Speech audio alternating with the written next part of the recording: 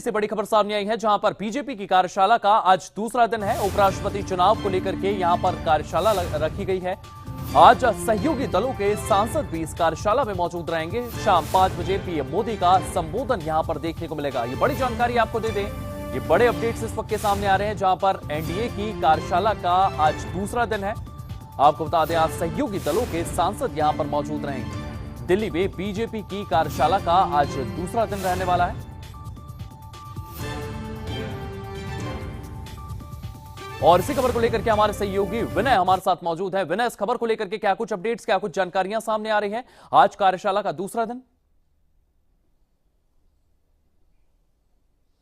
देखिए, बिल्कुल कल उपराष्ट्रपति पद के लिए चुनाव होना है। ऐसे में बीजेपी ने अपने सभी सांसदों को बीते कल प्रशिक्षण दिया था और आज बीजेपी के जो सहयोगी दल हैं, यानी कि एनडीए के जो बाकी जो सांसद हैं, उनका प्रशिक्षण है। कार्यशाला का दूसरा दिन है। शाम को प्रधानमंत्री का संबोधन होना है।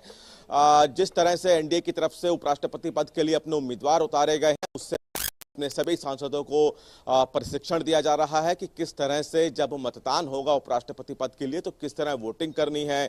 किसी भी तरह से ऐसी वोटिंग ना की जाए जिससे कि वोट खराब हो जाए, और इसलिए प्रशिक्षण दिया जा रहा है। बीते कल भी देर शाम तक कार्यशाला चली थी। आज भी कार्यशाला शुरू होगी, जो कि अब से थोड़ी देर में शुरू होगी।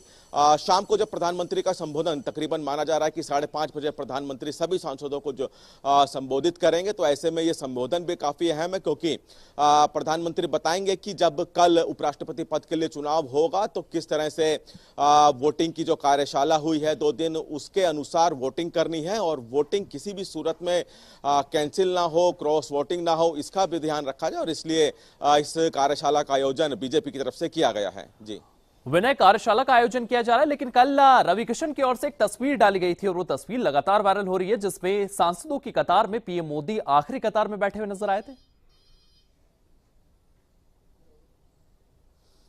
बिल्कुल इस तरह से कहीं ना कहीं ये कोशिश है कि सभी को प्रेरणा दें और साथ ही साथ सभी को ये बताया जाए कि भारतीय जनता पार्टी संदेश हमेशा कई बार देती रही है कि वरीयता और साथ ही साथ जो सांसद हैं उनको प्रायोरिटी दी जाती है, बशर्ते प्रधानमंत्री आखिरी कतार में हो। लेकिन संदेश एक इस फोटो के जरिए और इस कतार में बैठने के जरिए भारतीय जनता पार्टी की तरफ से और खुद प्रधानमंत्री की तरफ से दिया गया है कि अपने सांसदों को आगे रखना और उन पर विश्वास है।